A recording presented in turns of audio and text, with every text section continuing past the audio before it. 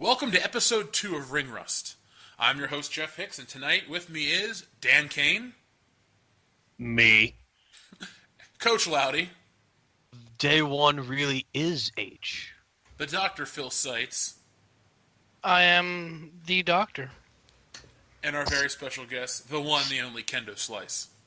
What's going on?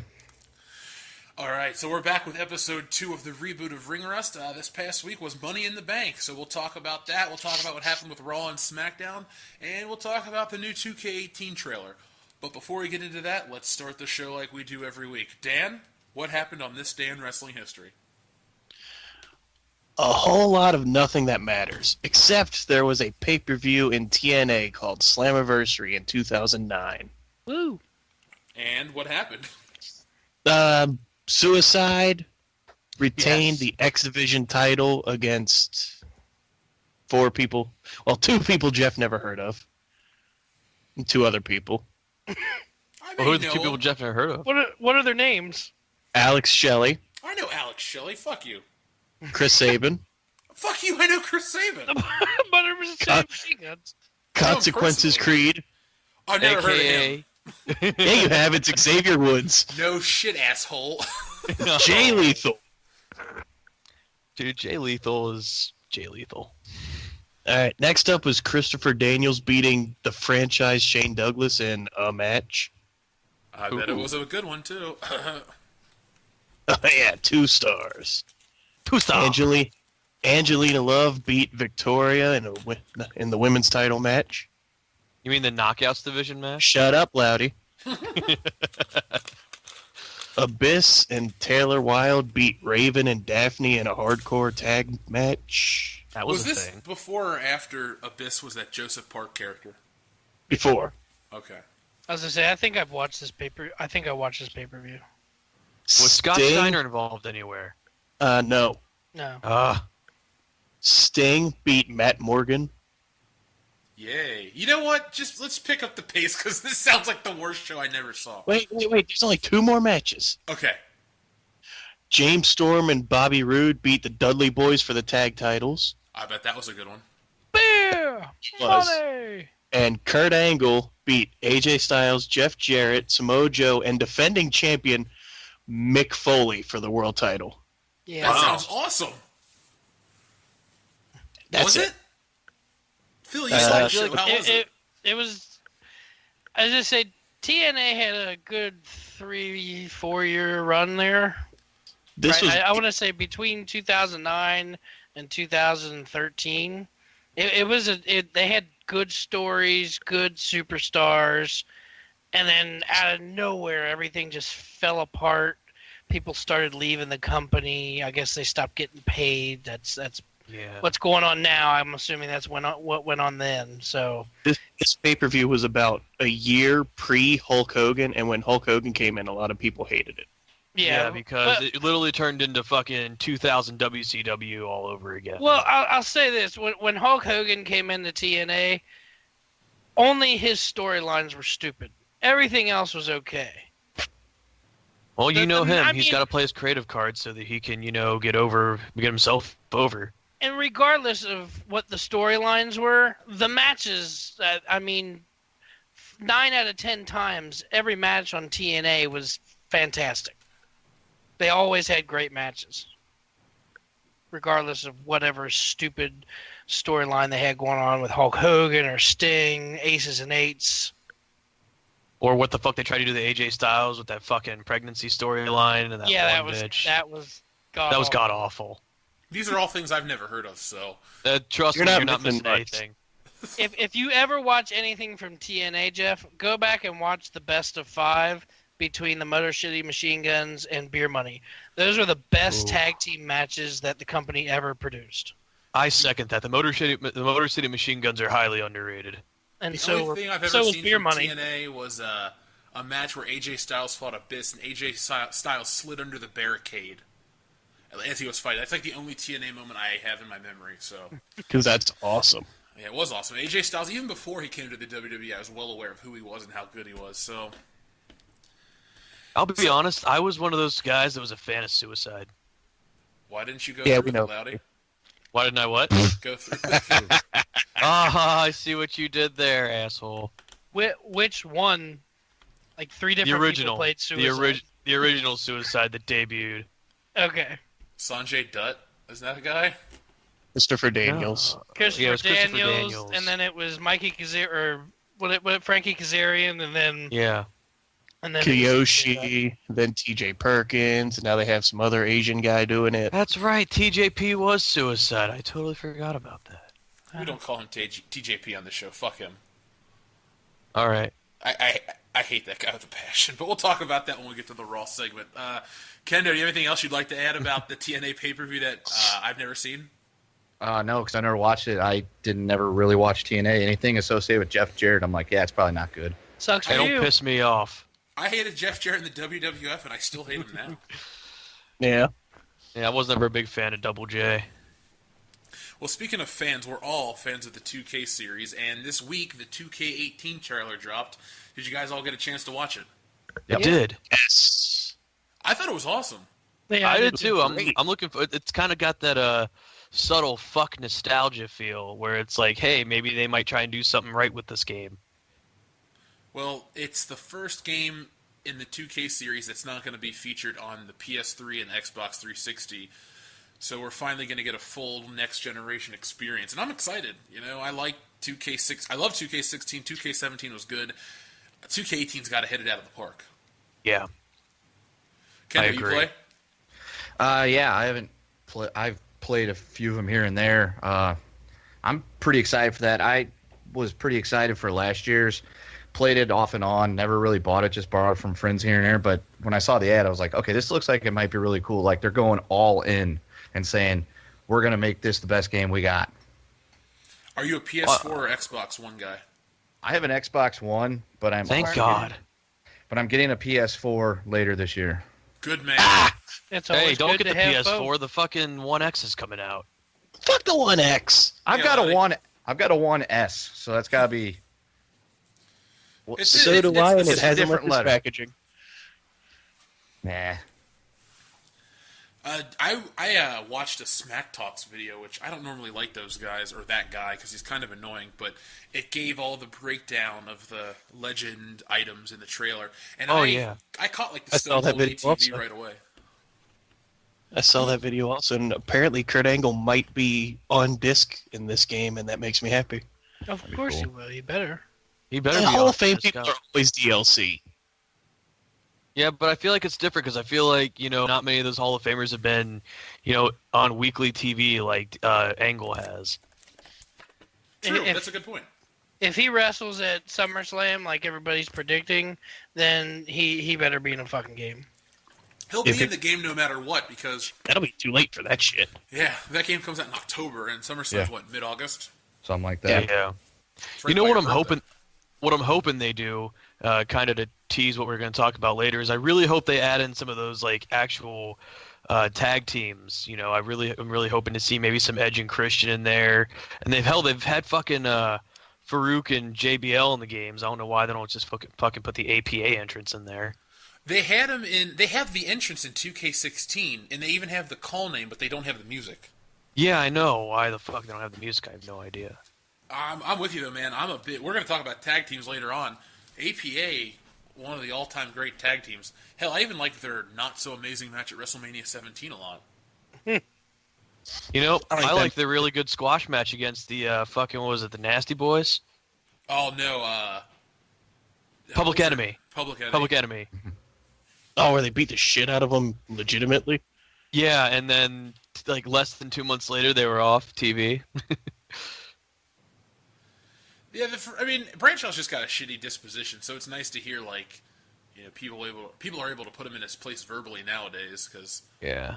I just can't stand half the shit he says on TV. He's just so dumb now. I'm agreeing with you, Maggle. Fuck him. I liked him when he was with Michael Cole back in 04, 05? No, 05, 06. He was the champion in 05 up till WrestleMania. But I I think, think when it was Survivor. 8. I'm 07 pretty- or 08. Oh, okay, that late? I thought he was on. Never mind. I'm thinking of Survivor Series 05. Michael Cole and Taz talking shit to JR and the King. I'm confused. Because in SVR08, he's the announcer, so it's got to be 2007. We don't talk about that game. Come on, you know the rules. You know what my favorite tag team match of all time is, Jeff? No one cares.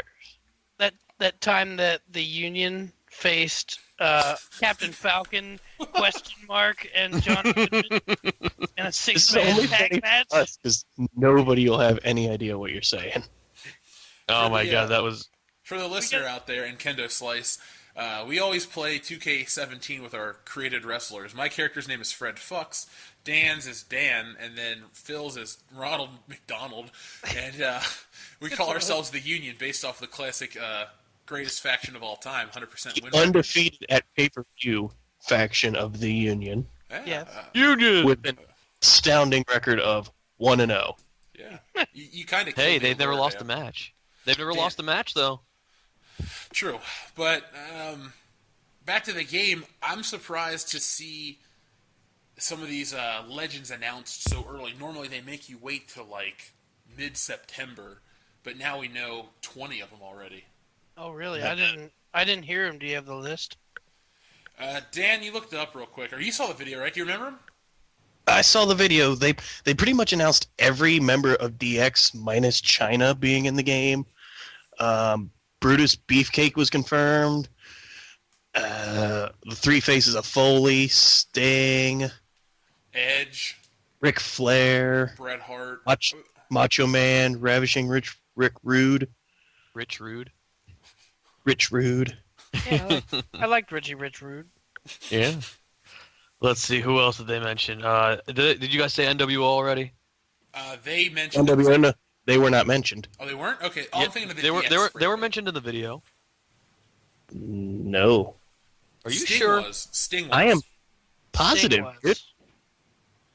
No, maybe I'm just snorting coke again. I don't know. Well, here's the thing. You know they're going to put in most of the legends from last year. So we're going to get Stone Cold, The Rock, all those guys. I'm hoping we get Hulk Hogan finally, just to have him in the fucking game.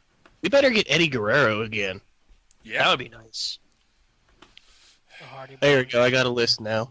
Okay. Jake Roberts, we didn't mention him. The Warrior, his statue was right at the beginning. Yep. Andre the Giant. Said Nature Boy, we said DX. Undertaker. Mankind. $1 Million Man. Yes. Yep.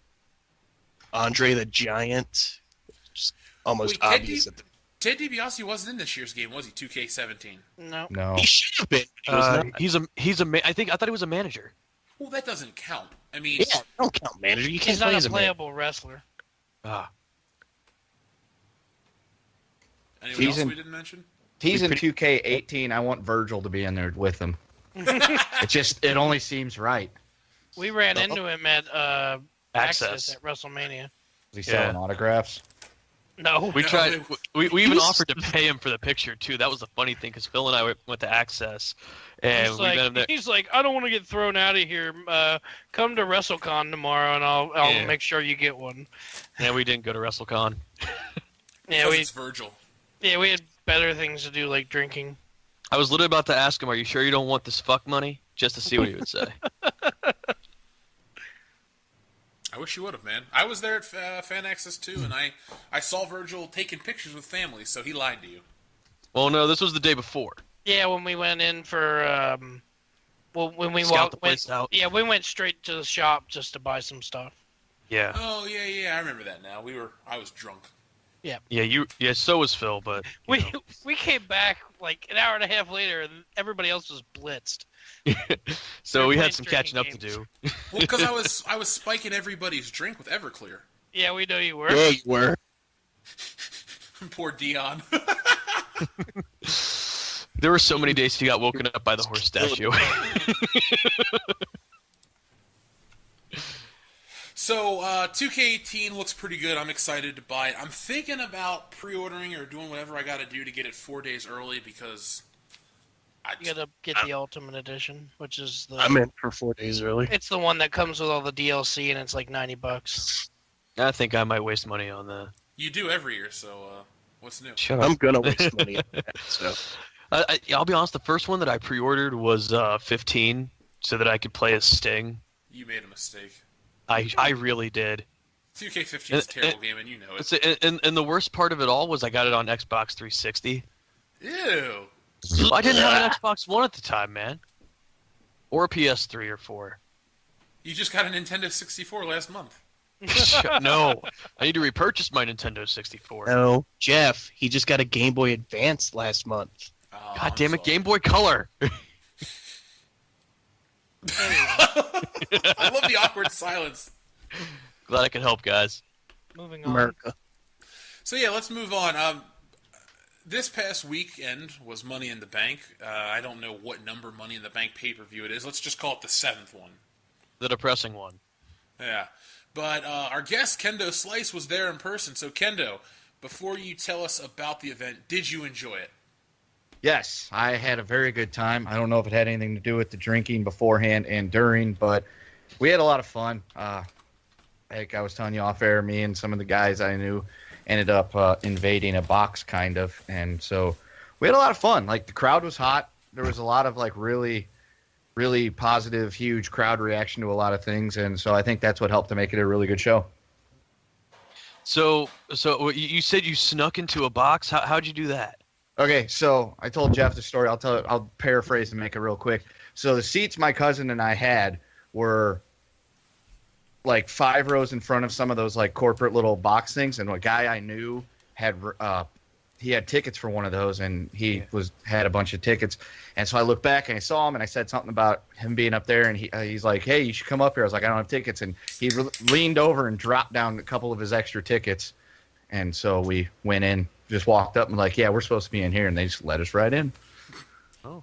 So here's my question: why'd you waste money on tickets if said buddy guy friend had extra tickets? Because He had to get into the building, Loudy. Quit being a dick, Loudy. Because said buddy guy bought his tickets for the box thing like 3 days ahead of time. And my cousin and I got our tickets back in February for the advanced pre-sale because my cousin was at a house show in December where they gave him the pre-sale code. Oh, that's pretty kick-ass. So you're just like us with WrestleMania tickets, where we'll buy them in November. Yeah. No matter what the card is, we know we're going. Well, at least Dan and I know we're going. Well, Yeah. it doesn't matter the card at that point because there isn't one. Yeah. There's just a lot of speculation. Like, we spent all that extra money to get good seats for WrestleMania 31 because we thought it was going to be The Rock versus 32 because we thought it was going to be The Rock versus Triple H, and it wasn't. Remember when we got seats on the floor near the ramp because we didn't know it was going to be like 30 feet high? How retarded was that?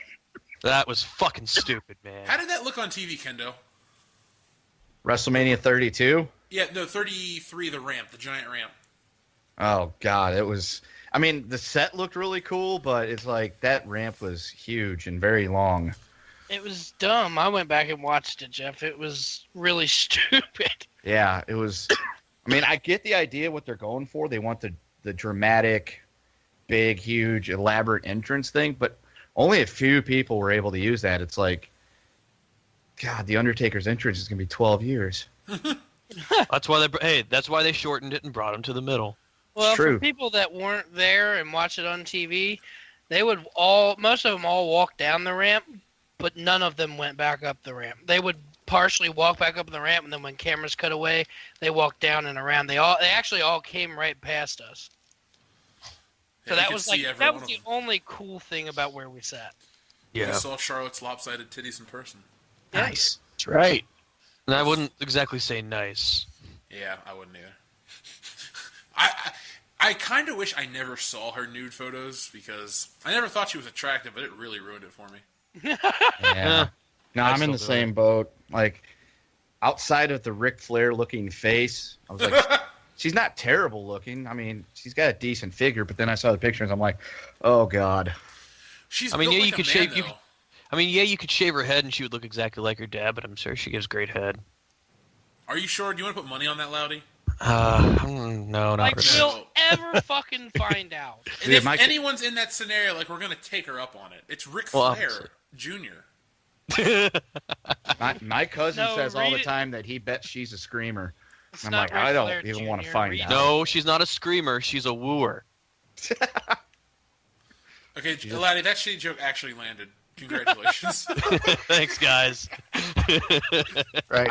For- Landed like for- an aircraft carrier. Well, for a short instance, I was just envisioning her getting railed and just going, woo! Oh. Speaking of getting railed, the Paige shit, man. NXT must have been like a fuckfest a couple years ago. Xavier Woods, Brad Maddox. Somebody said Big E was in on it. Well, if you think of it this way, the NXT, I mean, you got all these people that are like 18, 19, 20, 21, hanging out with nothing else to do besides train and party. And it's like, it's kind of like a college campus for wrestlers. It's like either we fucking or I'm fucking. Let's choose. I wish I was in that scenario because all I'd do is work out and bang. That'd be a great life. Yeah. And, anyway, back to Money in the Bank, though. Speaking of Charlotte's ugly ass, the first match of the night was the Money in the Bank women's ladder match. Kendo, how did that look in person? In person, it looked pretty sweet. There was some definite bumps taken. Like, I think Becky got slammed onto a ladder. That was pretty cool. I mean, there was a lot of, like, there wasn't, like, the really good spots like you get in the men's match, obviously, but some of those girls took some pretty hard bumps. So that was, get whatever. The ending, at first, the people were all, like, pumped, and Ellsworth was getting a lot of yes chants because I think they were wanting him to try to climb the ladder only to get dumped off the thing. So everybody could watch Ellsworth land on his face. And then he climbed up and got – yeah. He climbed up, got the briefcase, dropped it down. Like, half the arena was just like, oh, what the fuck? And the other half was like, oh, my God, that's awesome. That's hilarious. We were just kind of like, well, all right. There's no way they're going to let that stand. But it got Carmella a lot of heel heat. It's not going to stand. And I was like, I called it. Yes, yeah. Dan, you got your verification. You were right. Give Dan the phone because he called it. Thank you, Coach. That's another shit joke that kind of landed. You're welcome. Yeah, it almost worked. So, other guys, what did we all watched the pay-per-view together. I thought this match was okay. It wasn't that bad. It wasn't great. I mean, it wasn't bad, but I feel like, from a wrestling point of view, I feel like they really shit on the women's division and letting him, that happen. And now we're gonna just Benoit the thing, and it's like, oh, guess what? We're gonna have this Money in the Bank match on Tuesday now, on fucking SmackDown, where it's like, okay, so we're gonna do it again. If you just would have done it right the first time, I don't know. I mean, I do agree it did get Carmella a lot of heel heat, which is fucking awesome. Mm-hmm. But at the end of the day, I just feel like it really didn't have a place for it. Maybe if it was like the third or fourth one, yes, but not for the very first one that they've done. My question is, do you guys think now? Because now we all know that they're going to redo the match on Tuesday on SmackDown. Mm-hmm. Do you guys think that was their plan all along, to have Ellsworth win her the title or win her the Money in the Bank and then nix it and then do another one? Or do you think they're doing that just because they got so much negative feedback? I feel like they're doing it because they got all the negative feedback. Because there's no way. Why would you plan for that to happen? Like, hey, let's do this thing that we haven't done before, just so we can do it again like 2 weeks later. But it's a great storyline. It's a great way to, because Carmella's been that heel that they've been wanting to push for so long. They keep putting her in matches. She's not that great of a wrestler, and now they're finally they're like, oh, now we have a way to give her all the heat that we've been wanting to give her. I can kind of see where you're coming from there. I don't know if that's how I would have booked it. I would have booked it the same way. I thought it was a great fuck you ending to the fans, and most people seem to be okay with it. I hate when WWE gets influenced by the wrong type of people. That's what I was going to say. I love when they do this kind of shit, just because you don't see it coming all the time. I mean, Dan called it. I didn't think that he would go up and get the briefcase, but I knew at some point he was going to get involved. I thought it was the first time where James Ellsworth actually was relevant since his, any man with two hands has a fighting chance gimmick. Yeah, he is right, though. It's true. So James Ellsworth can add to his career world title match. Did he have an Intercontinental title match against Dean Ambrose? No. Yeah, so he had a world Didn't it title last match. like 5 seconds or something? No, that was his match with AJ Styles for the world title. Yeah, where AJ just pummeled the shit out of him, hit him with a finisher, and it was over. Rightly so, because AJ Styles is great, and James Ellsworth is a joke. So on a can't scale of 1... Go ahead, Dan. I can't wait to beat the shit out of him in 2K18. Well, I got a created version in my game, and he also doesn't have a chin, so I'm already there. On a scale of 1 to 10, what would you guys rank this match? Kendo, you go first. I'll give it a 6. Dan? I give it a 5. Loudy? I'm gonna have to go with a 5.5. Doctor? I'll give it a 5. I'm at a 5 too. It was fine. And I loved the ending. Had they not gone back and changed it, or not changed it, but gone back to a point where we have to have another ladder match to keep it going, I would have given it like a 6. Because I loved the ending. I thought it was the ultimate middle finger to a certain type of community. But I don't know. The gay community? Under pressure. Maybe. I don't. Are there a lot of gay wrestling fans? I've only known one, and he was a douchebag. So. Gay community was a troll thing that they did for AJ Styles, Jeff. Yeah. Oh yeah. Yeah. Well, the floor is the gay community. I've seen that meme on the internet. Loudy's trying to be the funny-ass comic meme. relief, and it's not working out. It's really not. I'm failing fucking horribly. Why don't you relieve us from your existence and shut up? No? Oh! All right. I'll mute my mic. I was just fucking with you, dude. Give Anyway, suicide. I know. so I guess it was a 5.5 average, essentially 5.3, something like that. Yeah. Somewhere around there. Was it the worst Money in the Bank ladder match you've ever seen? No. No. I'm gonna say no. No. We've definitely seen better. Kendo, we talked about this last week. What's your favorite Money in the Bank match? Ooh.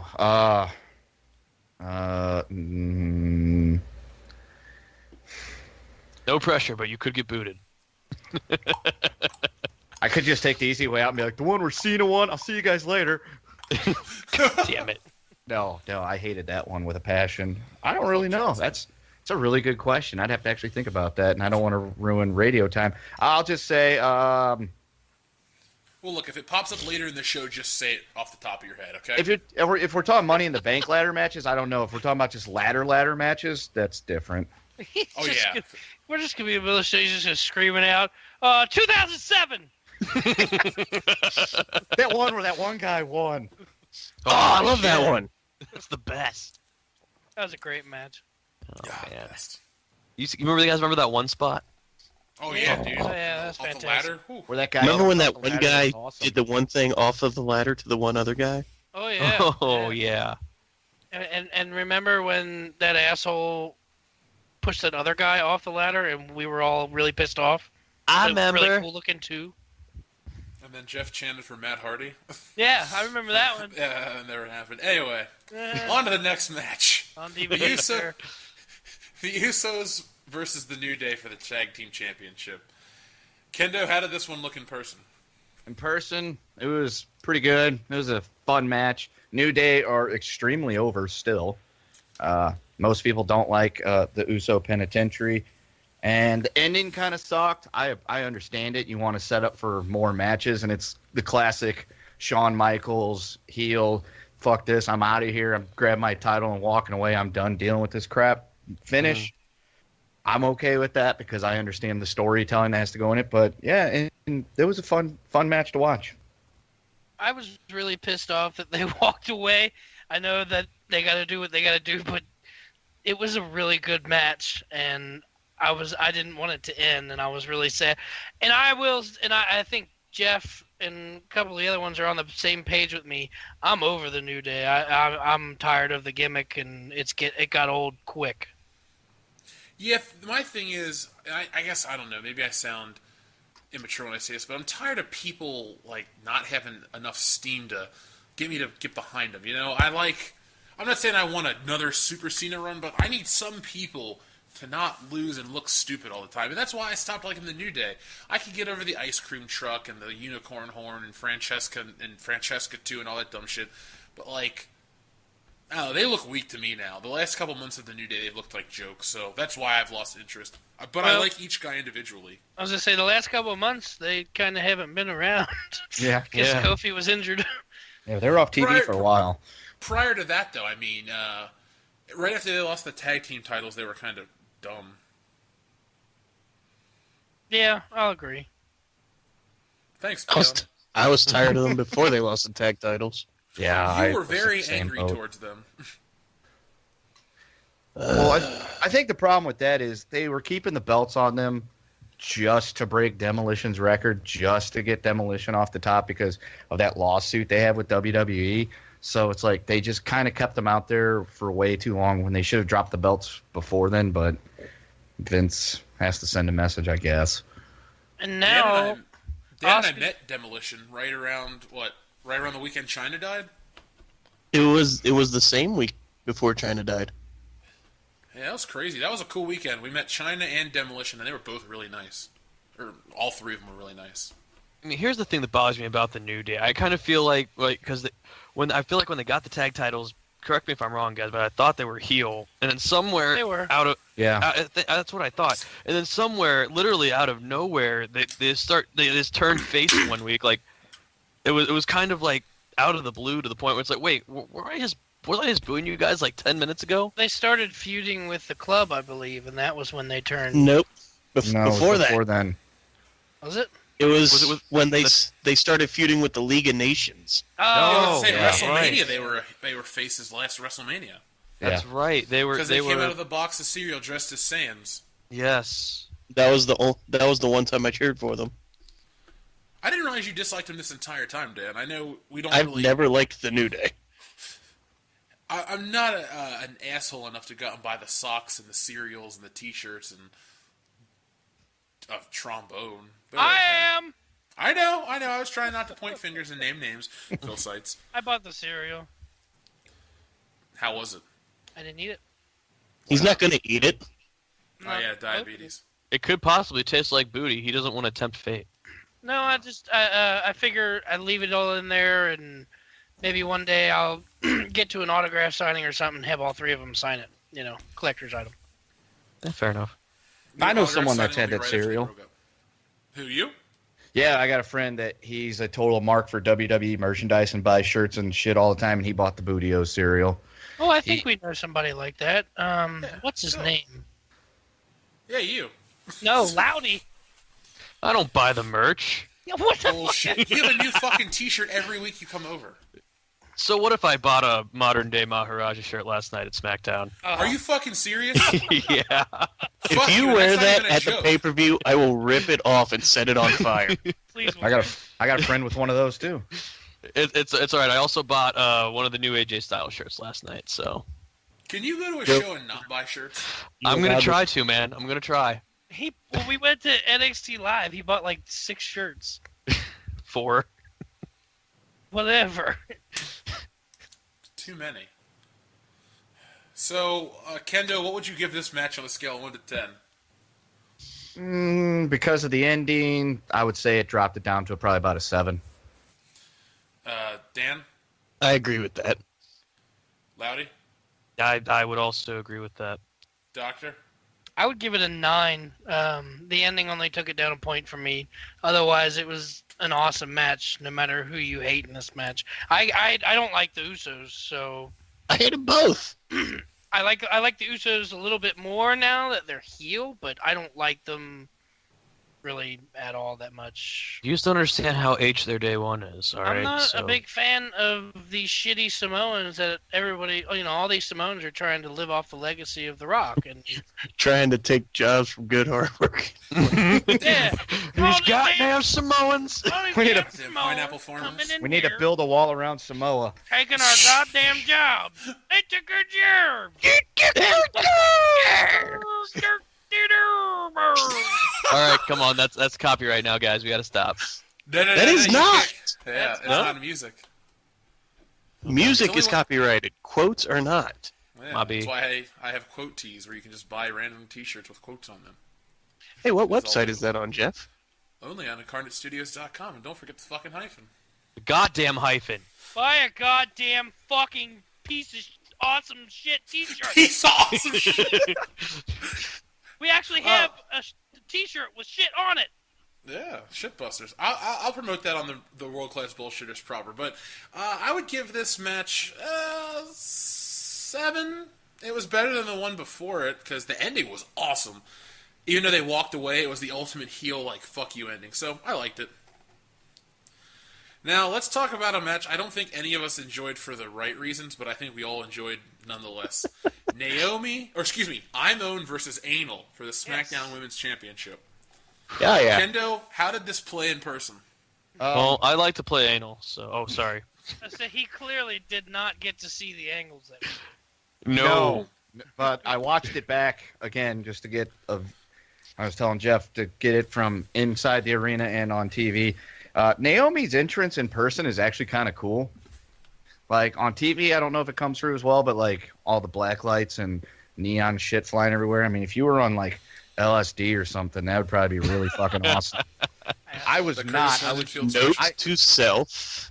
I had a really good buzz on, and so I enjoyed it. It went on a lot longer than most people expected. Lana got a pretty good crowd reaction. She came out, and people were pretty big on Lana. There was a whole lot of "We Want Rusev" chants during the match, though. So the only thing people love about Lana is she's hot. She's not a good And? wrestler at all. Oh yeah, she's sexy. She's a 10. And I respect Rusev because he's able to marry her. Like, whatever you did, dude, good job, and pass that advice on to me. 18 inches of meat. That's probably a secret. He owns a butcher shop? Yes, top sirloin. God damn it, Loudy. That's It's me. about time you had a joke that worked. Yeah. Like you said, Phil, though, the only reason I enjoyed this match was for all the crotch shots of Lana. I was gonna say her outfit rode up a lot, and I'm surprised that got past the curtain, to be honest. It got past her curtains. But She wore that little pad that kept popping out. You know, if she didn't have that on, we would have seen some lippage, which I would have made my night way better. I don't know how you guys felt, but The pad kind of ruins it because it's clearly a maxi pad or something. Well, in my notes, I wrote "felt tingle in pants when Lana came out," so I think I'd been happy with the lippage.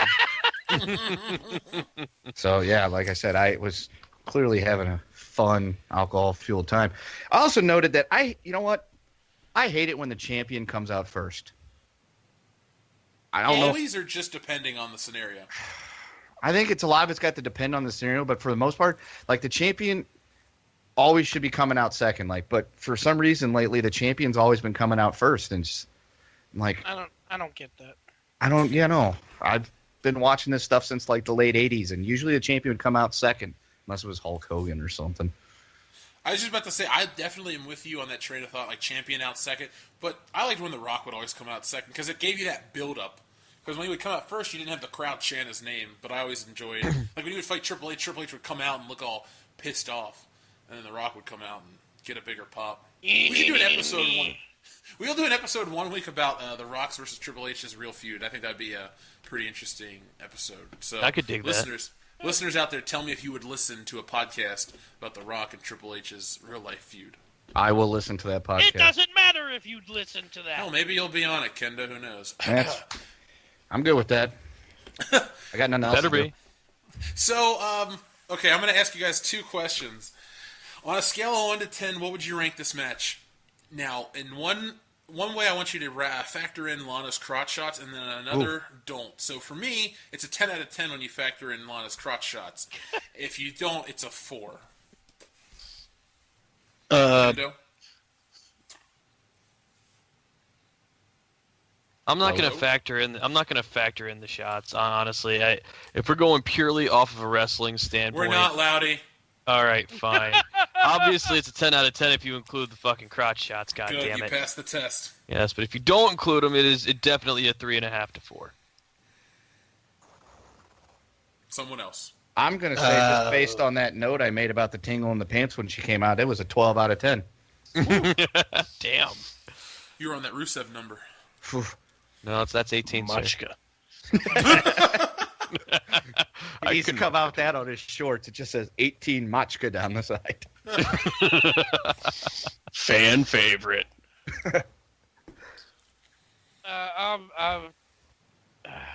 If we're basing it on crotch shots, I'll give it a 10. If we're not basing it on crotch shots, I'll give it a 2. Ooh, 2. It was. All right.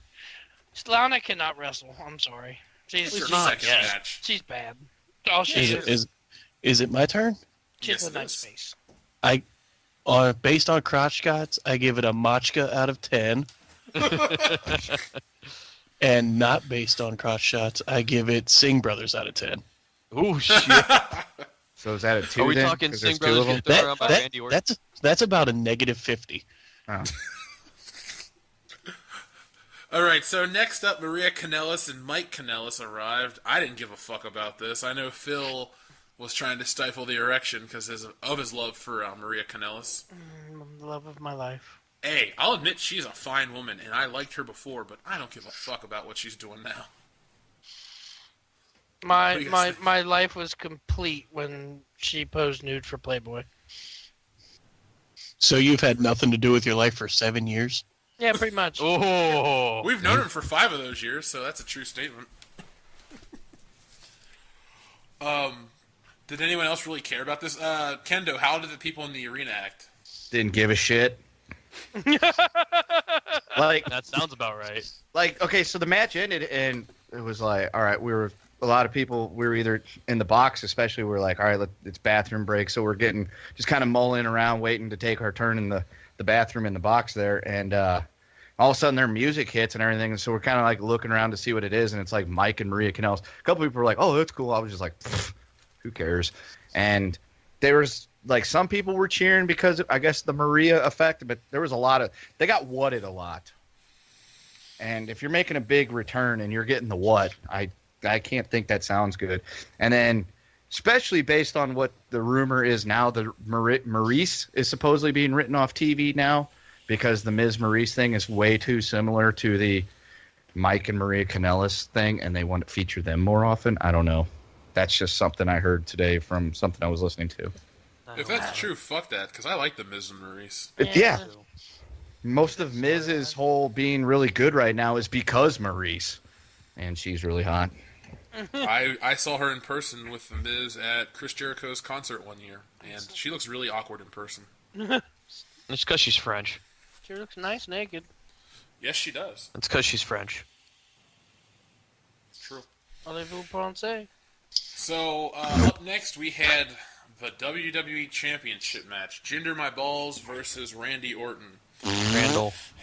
Yeah, Randall Keith. So, Kendo, you're from the greater St. Louis area. Are you a Randy Orton fan? During his heel runs, when he's kicking, like, John Cena's dad in the head and attacking McMahon's, love it. Like, face Randy, not so good. Like, heel Randy's fantastic, especially when he's in St. Louis, because he will shit on St. Louis when he's a heel. It's fantastic. He's funny. He'll do it. It's great. Like I said, he got a huge ovation. People were really happy to see him. Not so much for Jinder Mahal. There were several pockets of chants that probably aren't very PC in today's society aimed towards Jinder Mahal. You can discuss that here. Okay. There was a towel is not a hat chant going on. Are you sure about that? Yeah, so there was a pocket because, like, the Facebook thread that was going on, we were there was a bunch of us there, and we were scattered, so we were pretty much sending each other what we were hearing. So there was a towel is not a hat. Another one was something like go back to Pakistan was a chant that they had. Damn. It's like, dude, he's from Canada. And I don't remember a couple of others, but he was definitely not well liked in St. Louis, a city that's known for its diversity, tolerance, and acceptance of all people, obviously. Clearly. So Every time I think of St. Louis, I think of that scene from National Lampoon's Vacation when they get stuck in the ghetto. yes. So I'm a little hesitant to come to that city, but Roll them up. maybe things have changed. I worked in an area of town that was not very nice. Was it anything like the film? No, because I was a teacher, and it wasn't like Dangerous Minds either. It was Wow. essentially, if you remember a few years ago where the Ferguson riots happened, yeah, that was a block away from where I used to work.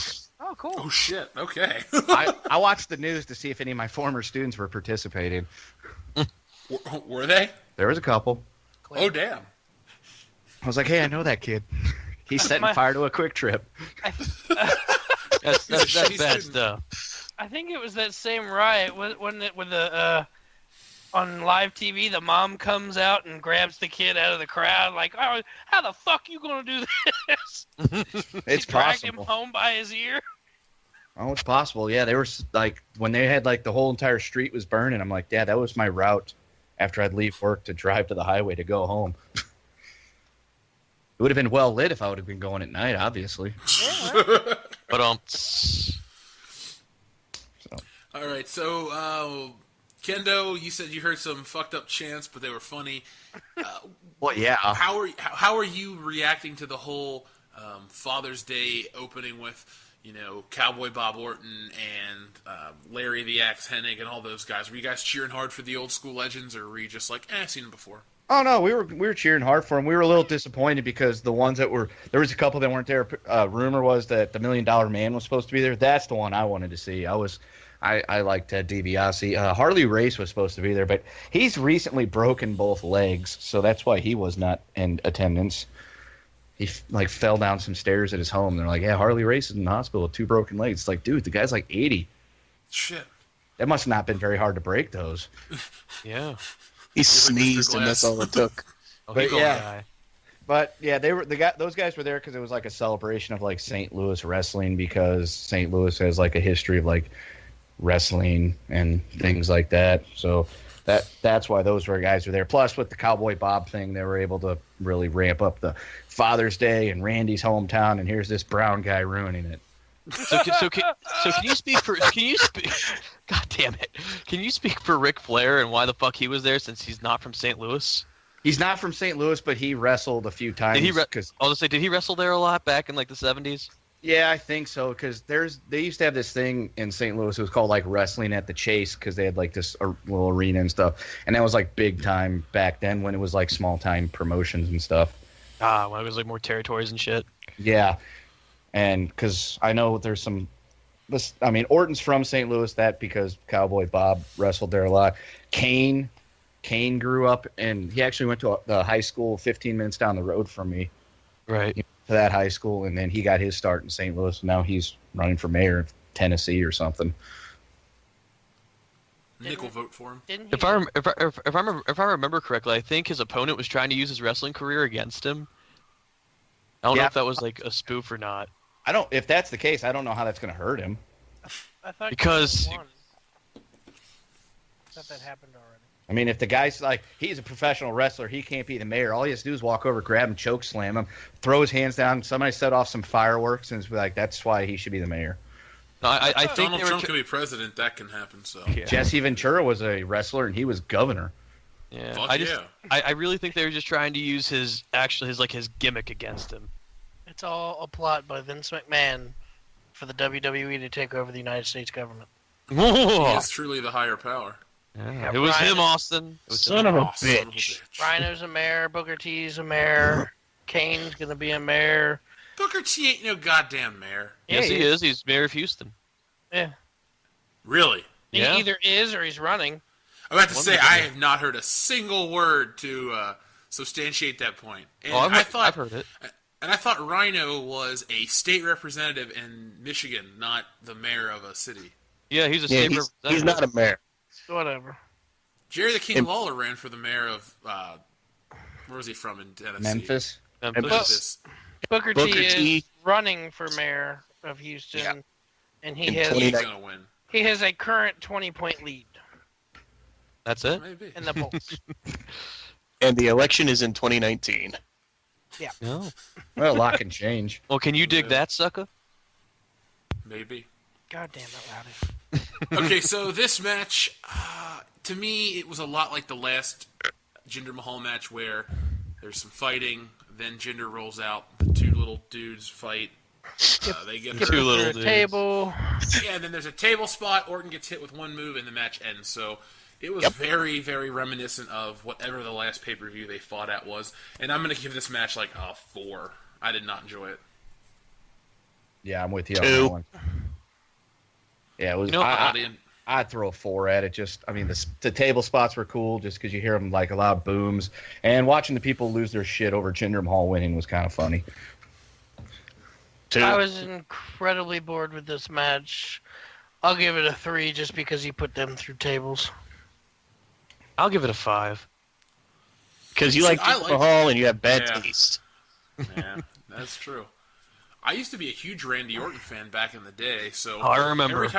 every time Orton's doing something in the main event or he's in the title picture, there's still a part of me that's like, well, at least Randy Orton's involved, so I can enjoy it. Like WrestleMania 30, when I thought it was going to be Randy Orton versus Batista, I thought, well, at least Randy Orton's involved. I can get behind him somewhere. I mean, Thank God for Daniel Bryan. I don't mind Jinder Mahal. I think putting the belt on him was a good idea. Somebody new. He's going to get a lot of heat, clearly. It's just that match was so incredibly boring. Yeah. So Their next encounter needs to be completely different. It's going to be a Punjab prison match. Oh yeah, oh God. Great Ew. Khali, guest referee. It's different. It's just it's going to be different. It's just going to not be the different that you want. Hey Dan, what if the big new match type in 2K18 is a Punjabi prison match? I'll never use it. Was I've that never ever in the actually game? watched it. I've never actually watched a Punjab prison match. Well, they've I only want- had 2. I was gonna say, I know, like but I've never one or seen either two. of them. I saw. Don't. They're not good. Didn't Batista win one? Yeah, he Yeah. won. He won the one against Great Khali. And then the other one was Undertaker versus Big Show. We all lose. It was supposed to be Undertaker, Great Khali, but Great Khali had elevated enzymes, so it was Big Show. I fucking hated the Great Khali. That is where wrestling started to show its cracks to me. 2007 was a very meh year. I'm not going to lie. The first time I saw him on TV, I'm like, what's that guy from The Longest Yard doing on SmackDown? Or whatever. Yeah, whenever the fuck he debuted. It was on Did you have a boner the whole time? He was No, I just was like, the fuck is he doing on here? He was a wrestler before he was in that movie. I He was killed a guy unaware. before he was in that movie too. I knew that part. So did Razor Ramon. I did Yeah, not but know Razor that. Ramon's Hey, story yo. is cool. Yeah. So did Like- Jimmy Snuka. Razor Ramon's story is cool. Whoa, He got Jimmy into a fight. He defended himself. I'm sorry, hold Snuka on. is allegedly. So did Jimmy Snuka, allegedly. Allegedly. Allegedly. Allegedly. Well, right- Look at they're Right. both dead. He did it. Fucking Yeah, murder. right now, him and his victim can talk about it in hell. Sorry, Nancy. Rosie? What? I'm not talking politics, Phil. Shut up. Well, I thought you were gonna make a Benoit joke because Nancy Benoit and Nancy, I think her name was like DiMartino or something, were both the victims of the wrestler's murders. So if your name is Nancy, do not marry a pro wrestler because Well- you will be murdered. Well, she did like to hang out. And we will make jokes about it. Oh, God, yeah. No one is safe on these channels. She liked to hang out with Chris and read the Bible. Wait. See, now you're dipping into Loudy level of joking. Yeah, it's not working. It's okay. It's all right. Just take it. Take it in. All right, Bill Cosby. Anyway, so we all just thought this match was okay. Let's talk about the next one. Okay. Oh, here we go. Next was Breezango versus the Ascension, and talk. Oh, their Why? little Miami Vice parody was amazing. Yes. They get a 9 out of 10 just because of that Miami Vice parody. Yeah, I'm a big Miami Vice fan. It's my favorite TV show ever, and I was so pumped to see it. I've loved every single fucking Breezango fashion file backstage bit shit they've done since they started doing them. oh man. It's so dumb, but it's funny too at the same time.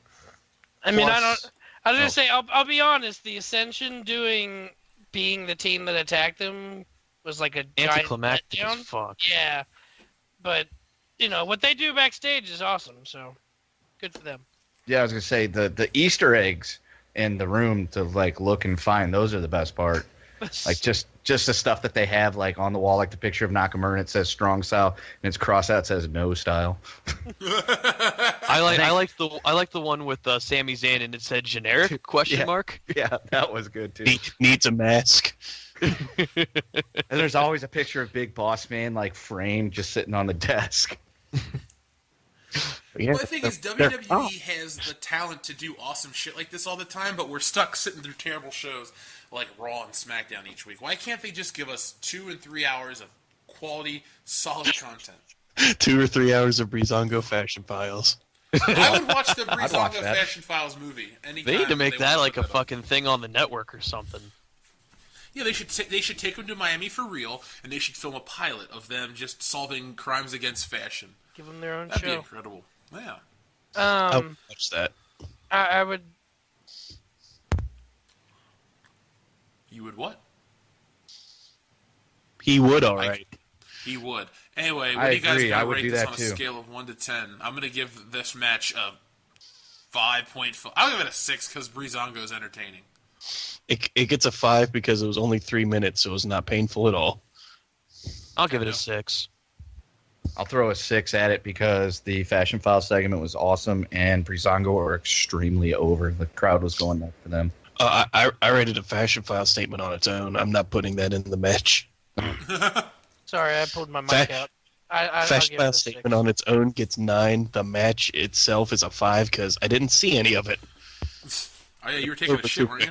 No, I was literally sitting there, and I looked at my phone for a minute, and then the match ended, and I was like, oh, they won. Okay.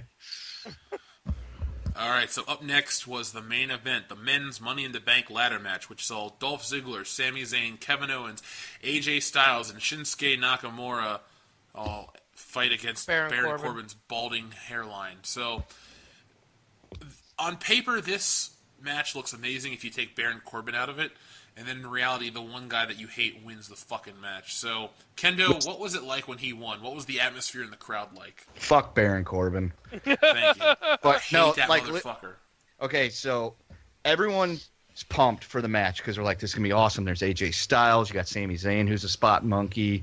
You've got Kevin Owens, the new face of America. Shinsuke, we're going to get to see that entrance. This is going to be cool. And what happens? We get fucked out of the entrance. What did I Because, tell you guys? What did I fucking tell you guys? I told you people in the crowd be pissed. Loudy, there's- we've made a rule that you're not allowed to talk about Shinsuke Nakamura's entrance on this podcast. Everyone agrees. Since Just when? turn it down. I agree. Since yeah. right now. You're banned. Anyway, Kendo, proceed. Am I going to get banned about talking about it? I'm just curious.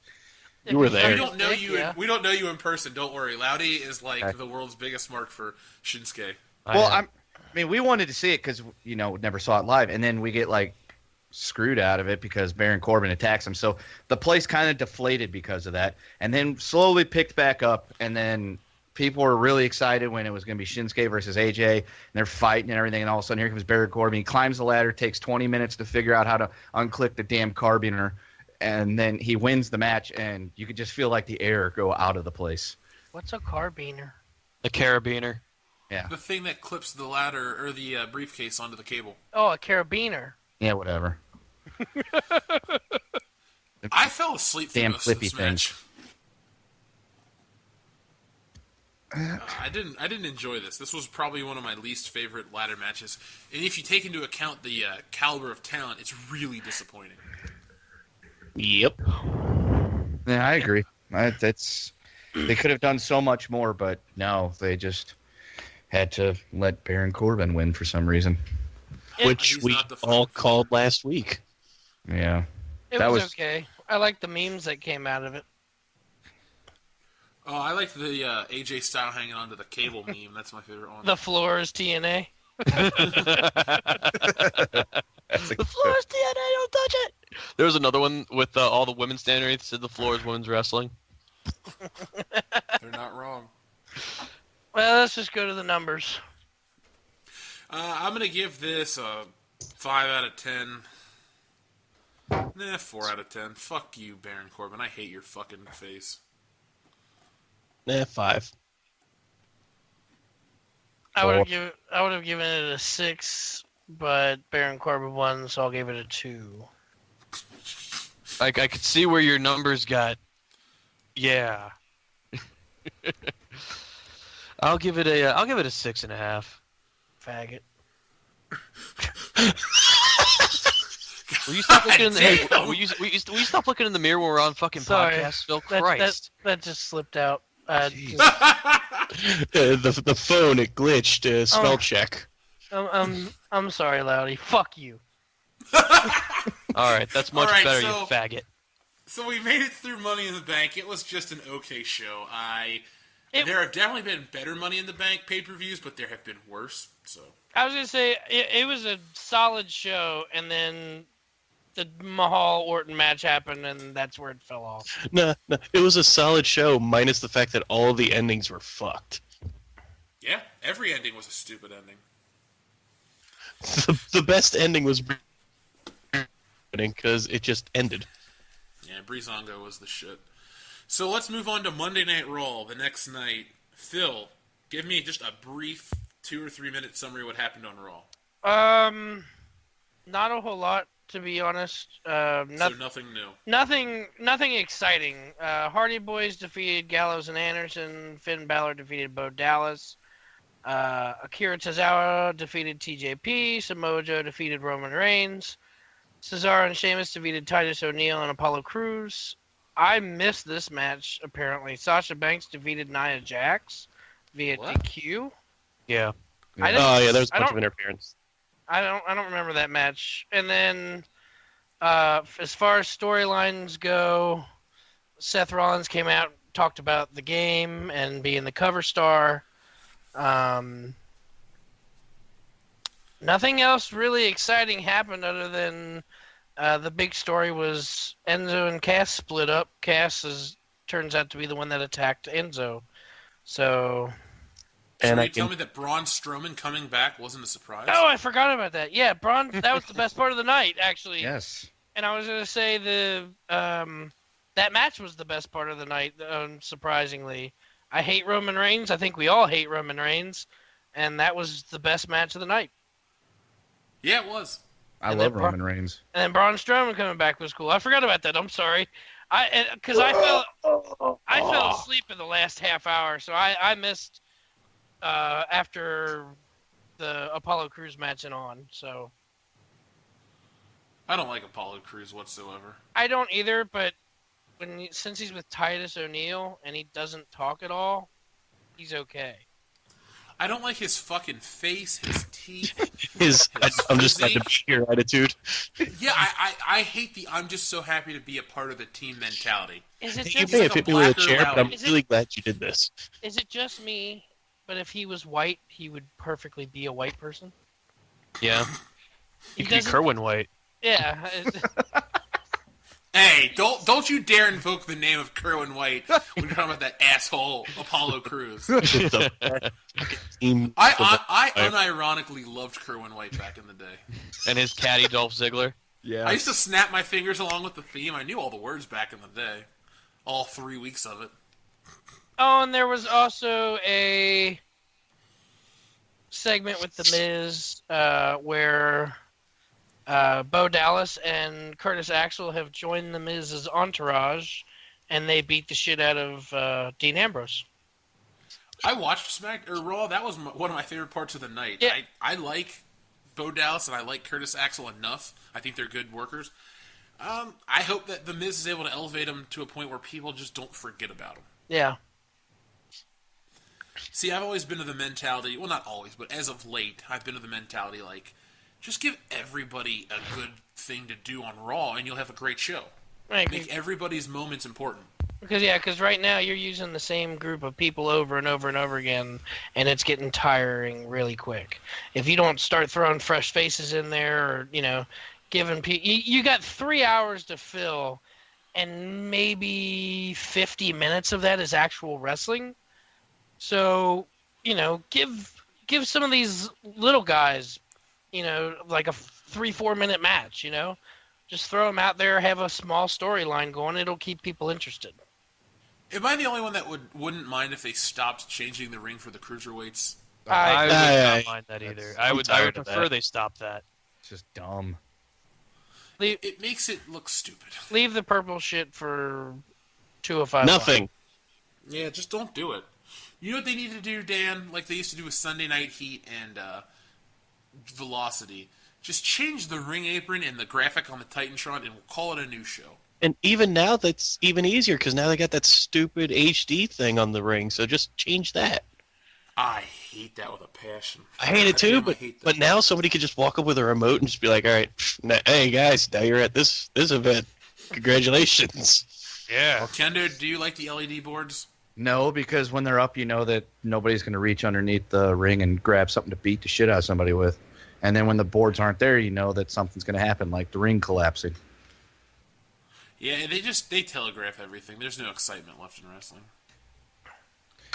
Yeah, I thought Raw was okay. I don't watch Raw but maybe 3 times a year now. The night after WrestleMania, if I'm ever watching my grandma like I am this week, and I don't know, the rare occasion I'm at Phil's on a Monday night. So I wasn't entertained that much, but I've seen worse.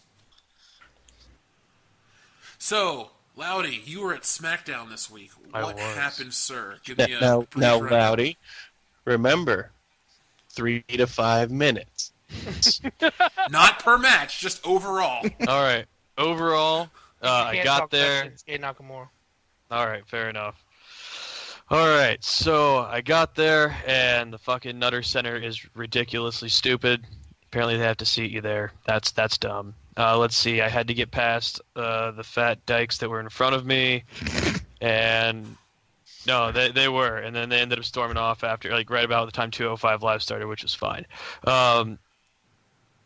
The actual SmackDown kicked off with Carmella and the Chinless One coming out.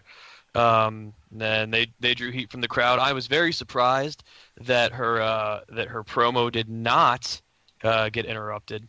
I was expecting Daniel Bryan to come out early and say, "Fuck it, we're doing this now," but that didn't happen until later in the night. Let's see here. That's what you wanted to happen. Well, no, that's what I thought was going to happen. I didn't care what happened. I honestly didn't expect the belt to get taken back, and then we have this second match happening next week. Let's see what else happened of interest. The Canellises came out again, and that was kind of a boring thing that they ended up making a WWE exclusive or .com exclusive. Then Dolph Ziggler faced some Japanese dude in the ring. Who has long hair and has seizures. Nakamura, right? Your hero? Yeah, him. I think. I can't say his name, but, yes. No, you can say his name. You're not allowed to talk about his entrance. Oh, okay. Well, in that case, then yes. Shinsuke came out to face Dolph Ziggler, which was a decent match, but I feel like... Did any of you guys actually watch SmackDown last night? I did. I did. You did? Did that match actually have 2 commercial breaks? Yes. Yes. That's what I thought, because that match seemed like it was going on forever. Let's see. What else happened last night? 30 seconds, Loudy. 30 seconds. All right. Long story short, they had an entire side of the fucking arena tarped off. Oh, wow, really? Yeah, and if you actually go on PW Spotlight on Facebook, they actually used my picture. Ooh. Did they give you credit? They did. Unlike the 434. Yeah. We don't mention them. Last thing I will mention about SmackDown. The main event had Luke Harper versus Jinder Mahal. Baron Corbin came out and teased a cash-in moment that he did not do, and Jinder Mahal still beat Luke Harper, which kind of upset me because I was pulling for Luke Harper. That came What did AJ Styles do on the show? Oh, AJ Styles. He came out and he was going to challenge Kevin Owens for Kevin Owens' version of the U.S. title open challenge. But he was saying to anyone who was from Dayton, and then for some reason Chad Gable comes out, claims that he moved to Dayton, and the address that he gives is for the Nutter Center, where he supposedly moved this morning. So we had an impromptu U.S. title match between Chad Gable and Kevin Owens, which was a decent match. Obviously, Kevin Owens retains. AJ Styles was at ringside, and for some reason, the Titantron was focused on AJ Styles talking in the thing, but we had no idea what the fuck he was saying because we were in the crowd. And that was about the highlight of SmackDown. As I say, by the way, when Baron Corbin teased the cash-in, it looked stupid on television because it looked like he literally walked around the ring in just a circle and then walked out. He didn't really interact with Jinder Mahal. He didn't look at it. He looked at the timekeeper for a second, and that was it. That's literally what happened. Yeah, that's exactly how it looked to me. He has no charisma, no character. Why? I don't understand what the fuck they see in this guy. He's tall. I would just He's tall. I would just like to let you know that That's all Vince needs. He has about the same amount of charisma in real life because after the show, my little brother and I, because I took my little brother. He we were at the gas station after the show, and it was Baron Corbin, Tyler Breeze, and Ty Dillinger, who, oh, by the way, had a match pre the show. And just the way he presented himself, yeah, he was dressed nice, like he was in a suit, but he still acted like he had about as much charisma at the gas station that he had on the fucking show. By the way, Ty Dillinger had a segment on the show to promote Sonic.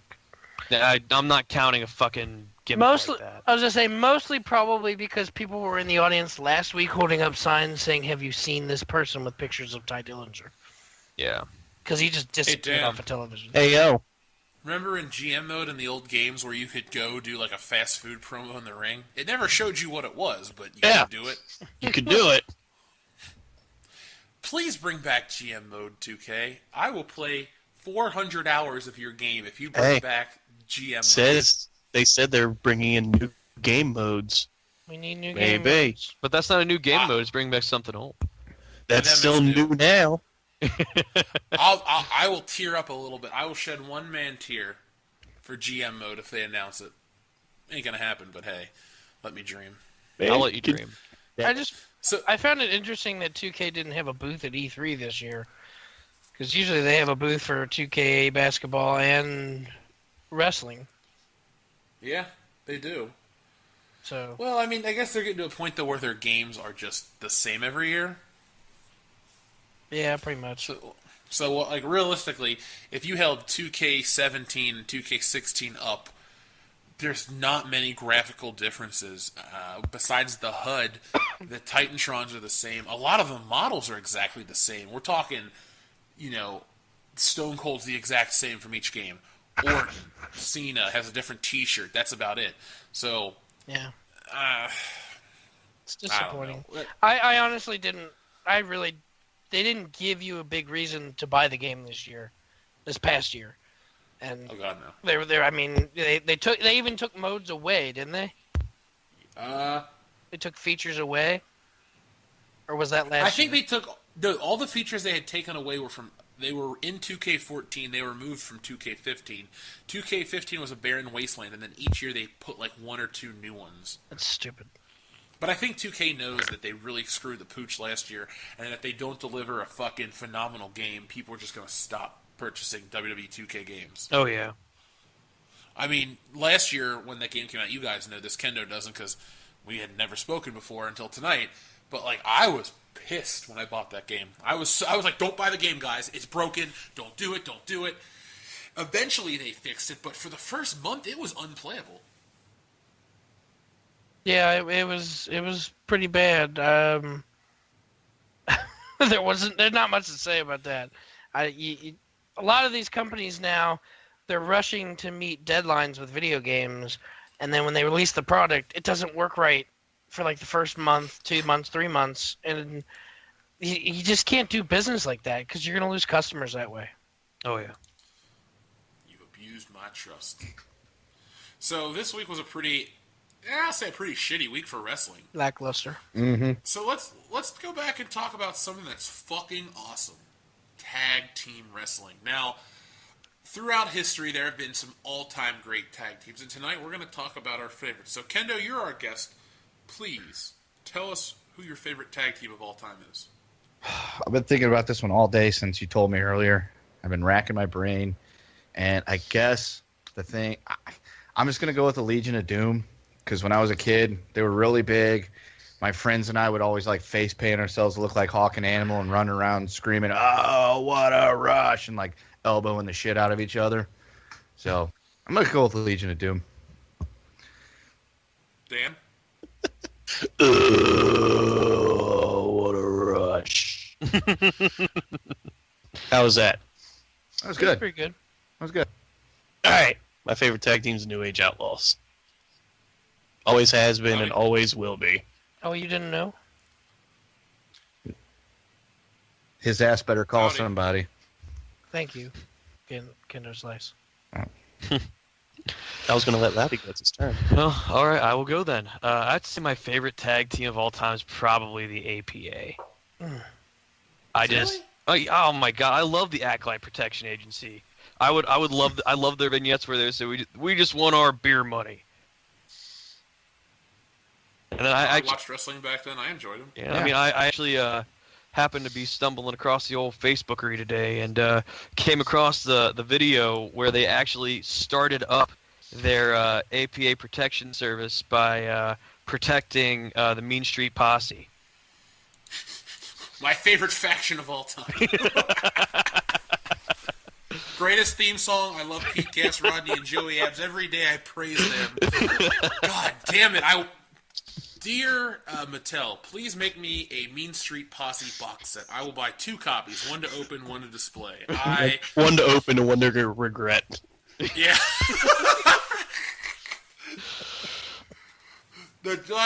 I'm just joking with you, man. Continue. No, I know. It's just, and then in that same segment, the Dudley Boys came in wanting protection, which I kind of thought shit on the Dudley Boys a little bit, but it really just showed how I'm not going to just say over, but just how good and tough the APA ended up being.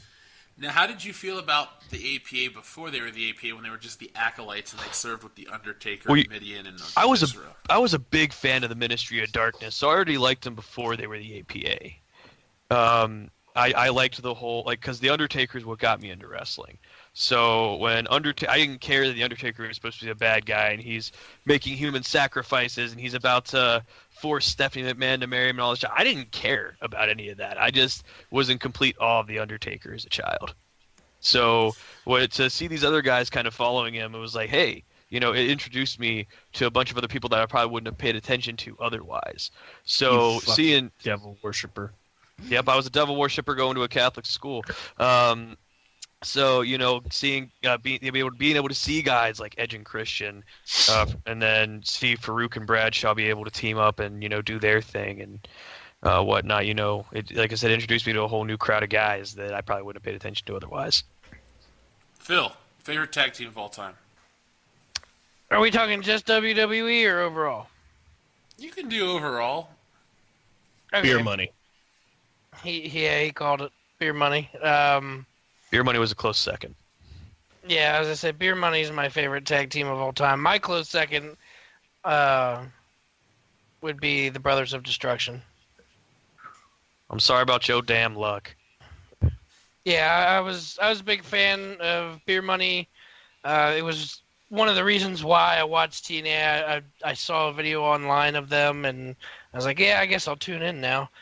So they always had great matches. They always had good storylines. The comedy was genuine. They had, like I said, if you ever watch anything TNA, Jeff, watch the best of 5 between the Motor City Machine Guns and Beer Money. Some of the best tag team matches ever. All right, I'll take your word for it. To give my answer, Dan and I have the same favorite tag team, the New Age Outlaws. But if I want to pick a close second so I have someone else to talk about, I'll say the Rock and Sock Connection. I got into wrestling right as they were breaking up, but they were funny, they were cool. I didn't really know who either one of them were separately, but as a unit, I thought they worked great. I liked how Mankind always got his ass beat and how The Rock would come in and clean it up and usually get the win. But back to the New Age Outlaws, those dudes had it all. They had the look, they had great mic skills, they put on awesome matches, and they won a lot, which was cool because they were portrayed as tough guys. Dan, you can attest to that. Like, back in the day, if you fucked with the New Age Outlaws, you usually lost. Oh, yeah. Mm-hmm. New Age Outlaws always found a way to win.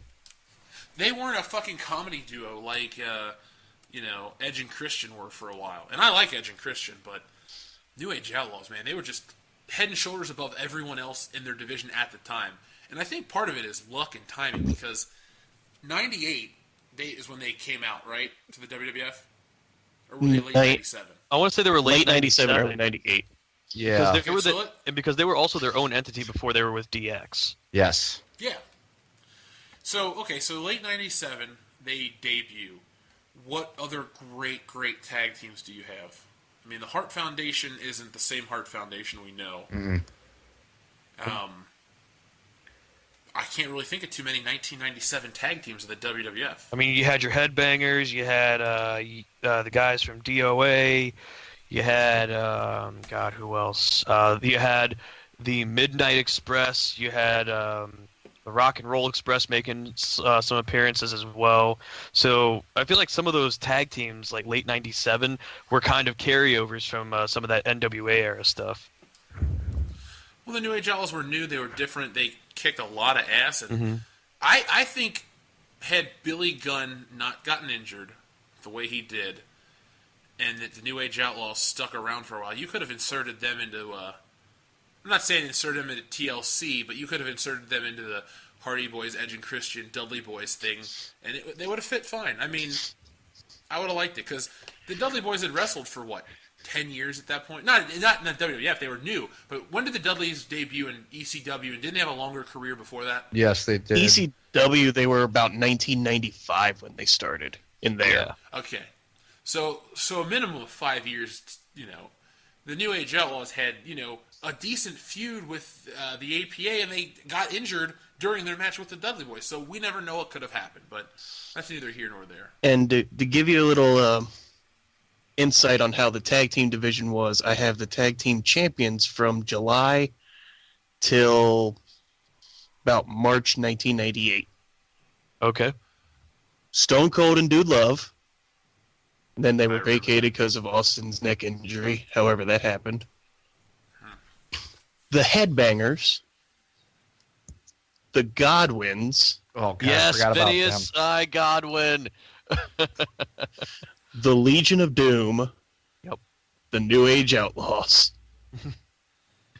Wow. Dan, what year did you say Dudley's debuted? In ECW, I think I said 95. You're off by 2. February 1st, 1997 on ECW television. Well, You're close. I'll say that for everything about Jeff and Dan, Dan's wrestling knowledge is uncanny. He doesn't know how to tie his own shoes, but he can tell you when I don't Rock have to won the tie my WWF shoes. Championship. He also doesn't know how to breathe. breathing is definitely, obviously not needed. No, clearly. That's what inhalers are for.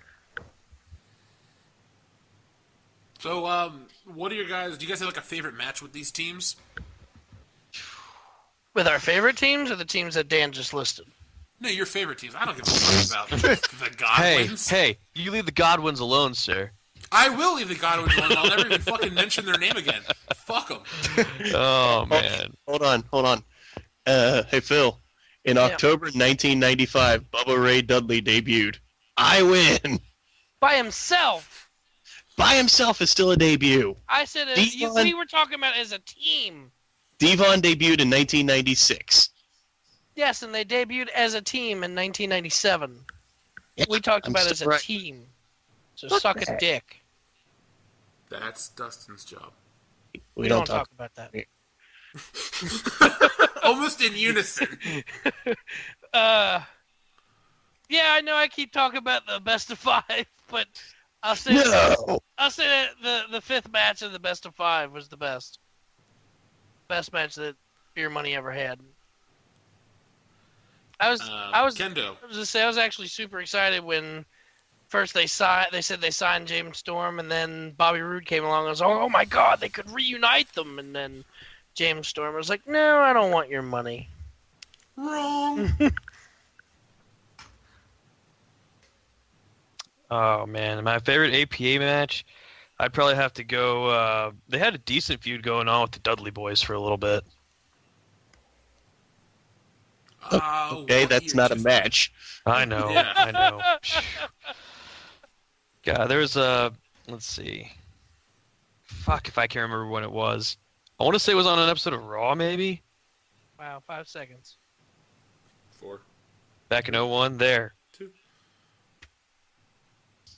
I don't know if they really... I'm going to go with no, unless it was during the invasion angle. Well done. Well, let me... Thanks, No, guys. there was one during the invasion angle. The Dudleys fucking joined ECW. The APA lost the tag titles to the Dudleys on an episode Raw in 2001. Loudy got lucky, and that's his favorite match of all time now.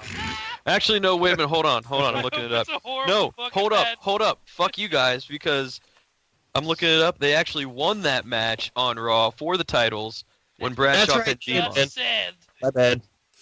They did win No. that match. No, the Dudleys lost that match. The APA won, fucker. Not you, Dan. I said Damn. Phil was in your team, you fuck. I was talking about So- Phil. He's the fuck. So what I'm getting from all this, Loudy, is your favorite match is Jackie Gata and Chris Nowinski versus JBL and Trish Stratus. Yep, or you, whoever. yep, you fucking just called me out, man. Yep, that's it. Nailed it. Kendo, what was your favorite match with your favorite tag team? I don't remember exactly when it was or where it happened because that was a very long time ago. But I think they fought like the Nasty Boys or something. It was like a street fight for the titles, and they won the tag titles in a street fight. And that's the only match of the Legion of Doom that I can actually say for a fact I remember. And that was probably like 1990. You mean you didn't like their match against DX in '97? No, because it wasn't the same Legion of Doom at that point. I remember when they came back and they won like the titles, and then they lost them a few months later, or LOD weeks later. 2000. Yeah, no, I like the original ones that can't happen anymore because one guy's dead. Yeah. Well, hold on. It was the same LOD in '97. It was still Animal They just Hawk. add draws. Yeah, they had Spirit, draws. Loudy. Yeah, the spirit of it was it's kind of like when they brought back the New Age Outlaws again a couple years ago. It wasn't exactly the same New Age Outlaws. Ah, okay, I got what you're saying. It sucked. Yep. Talk about missing out on an entrance in person. Dan and I were at WrestleMania 30, and I literally said to Dan, I've seen The Rock. I've seen this. I've seen Hulk Hogan. The one thing I've always wanted to do at a wrestling event is take part in the New Age Outlaws chant. And we got And they fucked. came out and they got beat up real quick, so god damn it. Speaking of New Age Outlaws, Dan, what was your favorite New Age Outlaws match? Even though they lost the match, I love their dumpster match with Cactus Jack and Chainsaw Charlie at WrestleMania. Dude, that was one of my favorite tag matches of all time. One of them. Isn't that your favorite WrestleMania? Yeah, WrestleMania 14 is my favorite. Because you have Good not choice. seen 17? No, because it was my first. So? I'm sorry, what was that, Phil? You want to speak up? Yeah, it wasn't my first WrestleMania, but 17 is the best WrestleMania. It doesn't matter. Oh, and I'm not It's saying my 17 is not the best WrestleMania. I'm not saying that. I'm just saying that my favorite is 14.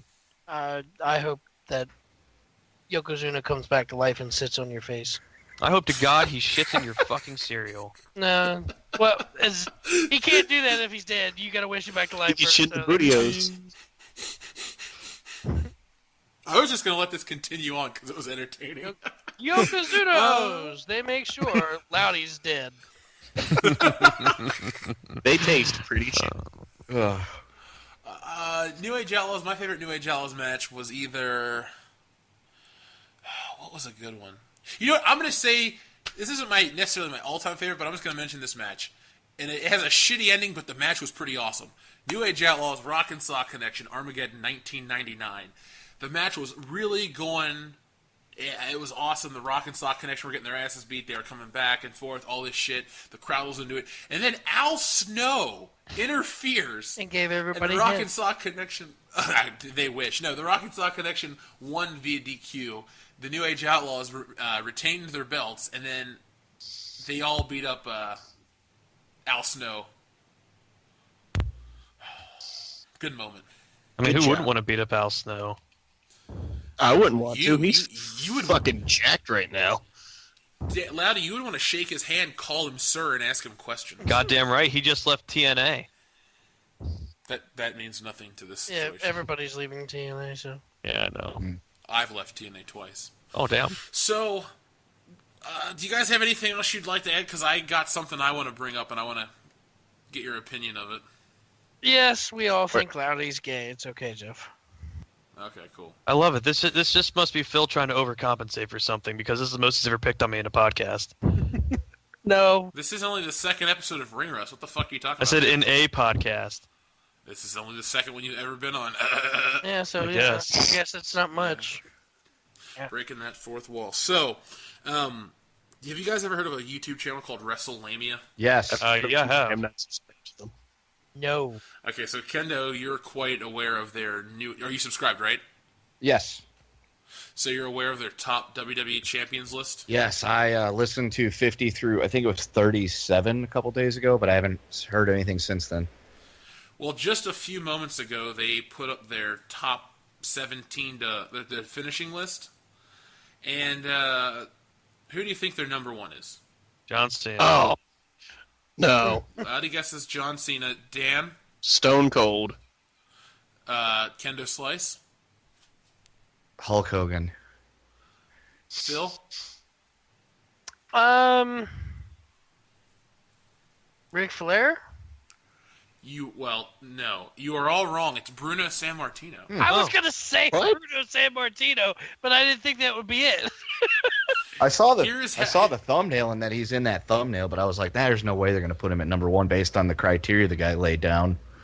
All right. Well, who's Number one is Bruno Sammartino. Number two is Hulk Hogan. Number three is Stone Cold. Number four is Bob Backlund. really? Number five is Shawn Michaels. Number six is Bret Hart. Number seven is The Rock. Number 8 is CM Punk. Number 9 is Randy Savage. 10 is Triple H. Where the fuck is Ric Flair? Dude, you got it. This is the WWE Championship. Ric Flair held that belt from January '92. He held it to 2 times, and it totaled like 3 months. Yeah.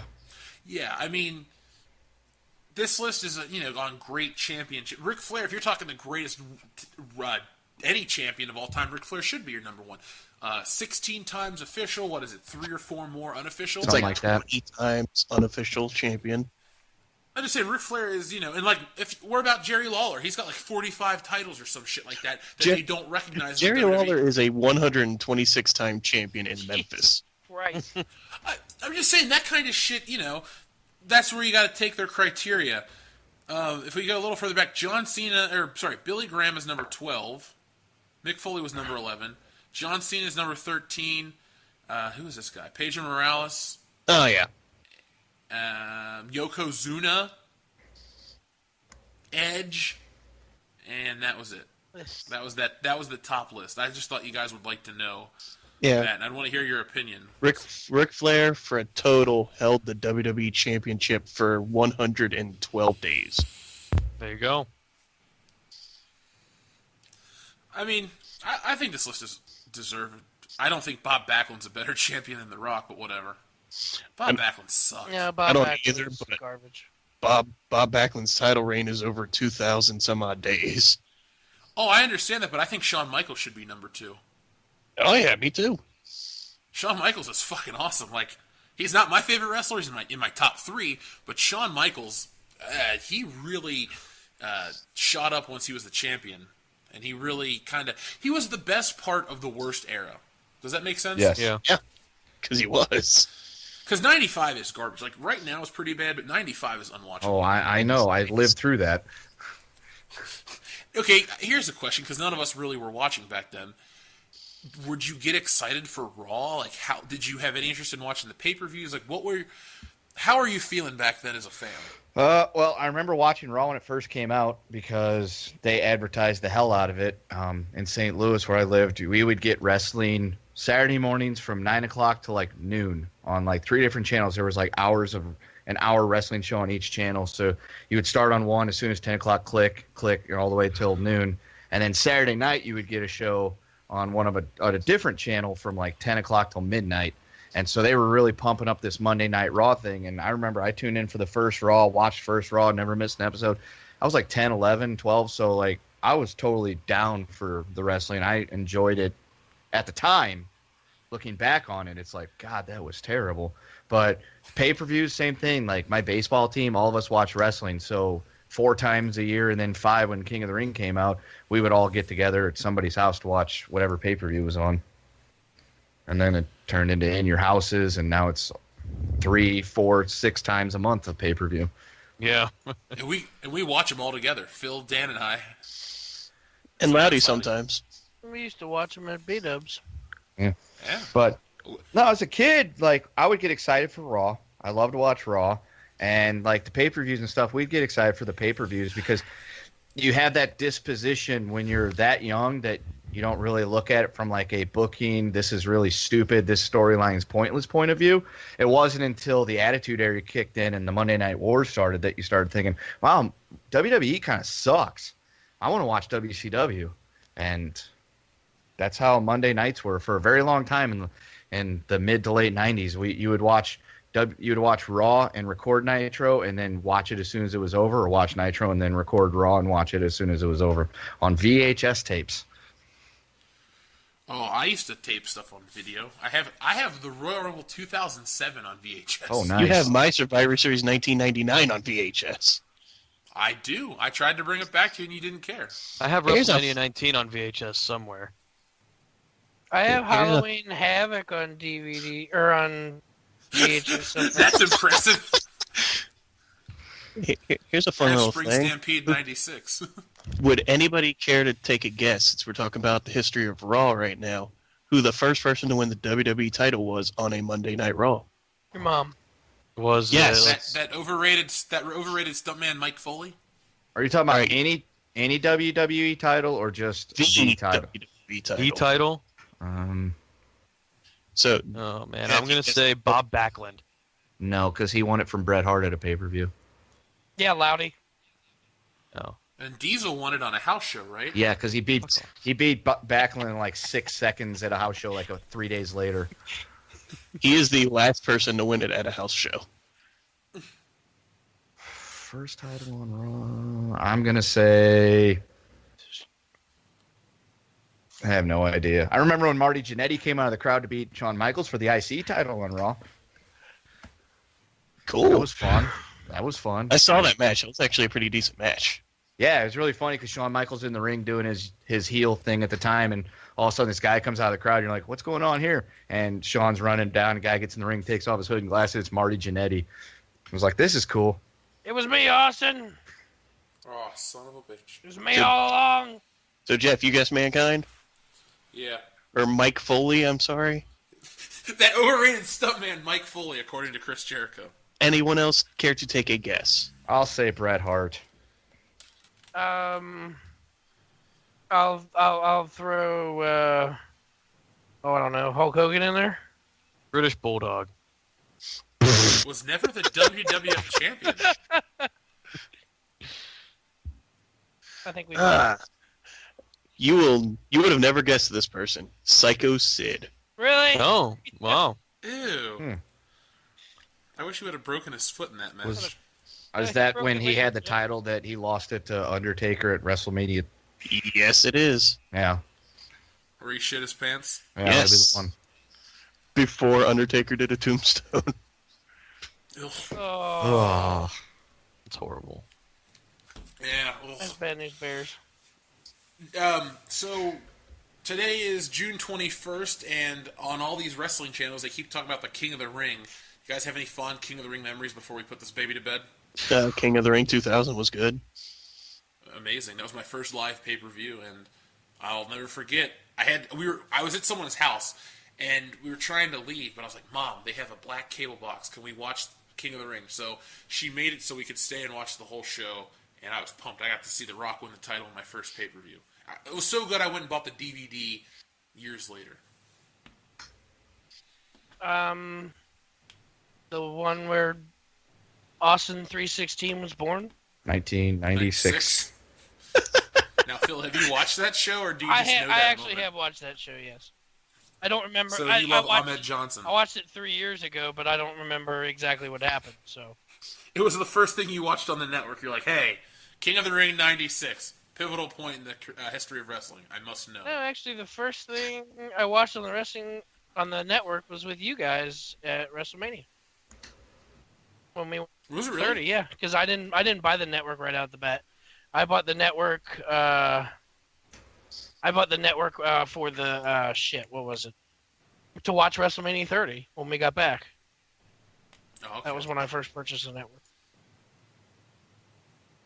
Kendo, you got any King of the Ring memories? Yeah, the first two, because the first one, Bret Hart won that, mainly because it was something between WrestleMania and SummerSlam for us to watch. And then the second one, because I believe Owen Hart won that one, and I really liked Owen Hart. I'm going to have to go with King of the Ring 98. Oh, the Hell in a Cell. Yeah, well, not just the Hell in the Cell, but it was also the one where Ken Shamrock beat The Rock by submission for the title, but because he kept beating the shit out of him, they reversed the decision, and The Rock ended up keeping his title. That happened at WrestleMania. Well, fuck. Now Ken Shamrock did make The Rock tap out during the King of the Ring tournament. He did. But That's what I was thinking of. And he that was also it. ended That up was at winning the King of the Ring tournament because of that. Way to drop the ball there, Coach. We need to have a talk after the game. Yeah, we do. I like how Phil's laughing, but he hasn't stuff watched was- fucking wrestling before 2000. No, I did. Shut the fuck up. Oh, Honorable mention for me, King of the Ring 2001, that street fight between Shane O'Mac and Kurt Angle. Kurt Angle. Yes, Oh, that man. was awesome. Hey, I even enjoyed the Benoit Jericho Stone Cold triple threat match for the title. we can't talk about Benoit. Exactly. It never happened. No, we can. They can't. Big difference. Yeah.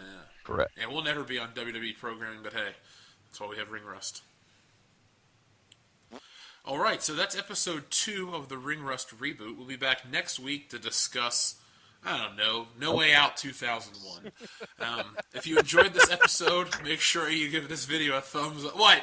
Is No Way Out 2001 too obscure for you guys? I just love that you randomly just pulled that out of your ass. Just like we'll talk about No Way Out 2001. That's a good one. I'm cool with it. I'd be willing to watch it. Dude, No Way Out 2001 is a phenomenal pay-per-view, and we will discuss that for real now next week, since everyone seems to be excited about it. That's the homework for Ring Rust, all right? Watch No Way Out 2001. We'll reconvene next week around this time, and we'll record another episode. Does that mean I'm Same invited but- back? time. Yes, Kendo, you're invited back if you'd like to be on it. Sure. You like wrestling, and you add another layer of expertise. So And I actually remember That's the awesome. right places that things happened at. yeah, Loudy, you're fucking up, man. Like, Loudy, you have 3 more mistakes, and you're off the poster. I like this Okay. guy. So Loudy, I'm fucking with you, dude. Chill out. Okay. Anyway, if you like this video, make sure you give it a thumbs up. If you really like us, make sure you follow us on Twitter. We have a Facebook, Ring Rust. It's a podcast, so check that out. We're over on... we have an email. It's ringrust@mail.com. The best mail. .com. .com. Hey, Kendo, say it. I know you want to. .com. There we go. Asshole. Does anyone have anything else they'd like to say before we just, put this thing to bed forever? Louder, you're fired. Phil, I hope to God someone force feeds you bleach. I like bleach. It's delicious. Give them Good, your then fucking money. Chug it. It gives you a tingly feeling in your nose. Yeah, I'll give you a tingly feeling in your gut when there's a dagger in it. Yeah? You gonna murder me, Loudy? Yeah, I'll murder you hard, baby. Oh, baby. This went from serious to gay. Thanks. I got a soft Um, now. Support us I'm on turned Patreon. on. Support us on Patreon. Yeah, and make sure you go to listen to the World Class Bullshitters podcast. It's a much bigger channel than the 9 subscribers we have here. 7 now. Chode Seven. engaged. We lost 2? We lost some subscribers for Ring Rust? Just, oh, wow. just in that Already? last segment. Oh, shit. Yeah, we did. One day we'll have 10. 2. And then I'm looking at the comments. It's Brian Lape and Kendo Slice having a nice conversation. So thanks for watching, Brian Lape. We appreciate the support. Now, I have a serious question. Yeah. Is Kendo Slice going to watch this episode even though he's on this episode? Yes. I used to watch our podcast or listen to our podcast, even though I was on it, edited it, and made the image for it. Always do. There are some podcasts we have put out that I'm just so entertained by that I want to relive the moment. This will not be one of them. Speaking of which, Chapter 18. Oh, God damn. Are you talking about the book thing you guys read? Yeah, My Immortal. Jesus Book Christ. thing. That We're going back. that was some of the best entertainment. I literally couldn't stop listening, and I stopped everything I was doing that evening, sat down, laid on the couch, and just listened to that for like 2 hours. It was like this is fantastic. I cannot wait for the next part, and I've been Oh my eagerly God. waiting for it. You masturbated? What's a- God damn it! I wish we had the time right now because we would do it. I was we that- have time. I was that entertained. I enjoyed it. And it was not because the story's any good. The story's fucking terrible. It was just the We reaction know. of you guys. Well, the fans have been I- clamoring for it, so we're gonna finish it. Yeah, I could barely handle that emotionally. We might even write a sequel. I fucking What? hope not. Oh, I, yeah. You I, gotta do it. I maybe illustrate the story, but I don't know if I could, write a I got script. an idea. I got it We- for you. You could call it My Immortal Hulk Hogan. And that's and we'll just write a fan fiction about Hulk Hogan. An emo Hulk Hogan who listens to nothing Oh. but Good Charlotte and fucking My Chemical Romance. And- I refuse to jump. Brother! Falls in love with Gumblegore. Dumbledore. Everyone could write their own chapter, and we'll just put it all together. Oh my god! And here's the thing. The only thing we're allowed to know is what happens at the end of the previous chapter. We can't know anything else just to fucking take it from there. That works. No. We don't know anything from anybody's chapters. We just try to put them in an order that makes sense. Oh, Do you guys really want to try Yes. this? well, I let me write it down, we we'll do finish the My Immortal first. Oh yeah, we do Clearly. My Immortal Part 2, and then when we finish that, if you want to hear more, you gotta go over to Ring Rust and hear My Immortal Hulk Hogan, the sequel. I could dig that. The Reese prequel. All right, well then you guys should just start writing a chapter. Like I'll dole out numbers, and be like, Kendo, you're gonna write chapters 4, 9, and 11, and then I'm gonna write 1, 2, and 3, and then Dan will. You know what I'm saying? We'll figure it out that way. And it doesn't have to be good. It just has to. It's not be done. going to be good. Can it literally be Hulk Hogan doing anything? Yes. Yeah, he could be doing Coke, Miss Elizabeth, anything you want to put in your chapter. Same. Hulk Hogan. All right. It's not going to be a And good we're- My Immortal. It's not going to be a bad My Immortal. It'll be the My Immortal. This is going to be my chapter. Hulk Hogan. Hulk Hogan took a black shit. End of chapter. Can we, Wow. can we write it from like the first person, like where it's like, I woke up this morning, brother, and it was great. So I went to You know what? Pasta Mania. Now it Now now it I'm gonna has write to it. be in first person. That's the stipulation. If you guys are doing this, it's got to be in first person. Okay, I can From do it. Hulk Hogan's point Hulk of We're view. doing Hogan. this. Chapter 17, Hulk Hogan does a radio interview. Brother. I woke up next to my brother that morning, brother. All right, we'll do that, guys. So I've been your host, Jeff Hicks. I I've am been the Immortal Hulk Hogan. Shut the fuck up. I am the doctor, Phil Seitz. Don't forget to buy a goddamn t-shirt. I've been Coach Loudy, and I'm going to go hang out with Dumbledore. I've been special guest Kendo Slice, and this made me so happy I'm not going to slit my wrists. Your sisters. Yeah, I slits my wristises. What the fuck are you motherfuckers doing? Crookshanks. I'm going to get an orgasm.